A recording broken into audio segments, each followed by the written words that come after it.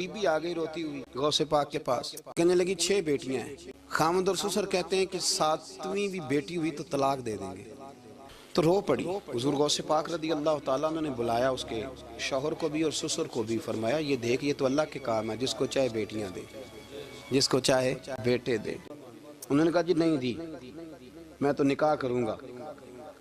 چلے گئے تو غوث پاک کی بارگاہ میں وہ بیٹی اور اس کا باپ اور اس کی ماں پھر آئے، کہنے لگے حضور مہربانی فرمائیں۔ اللہ کے ولیوں کے پاس ایک قوت ہوتی ہے جس کا نام مصلی ہے۔ حضور غوث پاک نے مصلی بچھا لیا اور رو پڑے، کہنے لگے مالک کریم اس بی بی کے دل میں کس نے بات ڈالی تھی کہ عبد القادر کے دروازے پہ جا، اور مالک اگر تو نہیں ڈالی تھی تو کیا تو اب اپنے عبد القادر کو رسوا کرے گا؟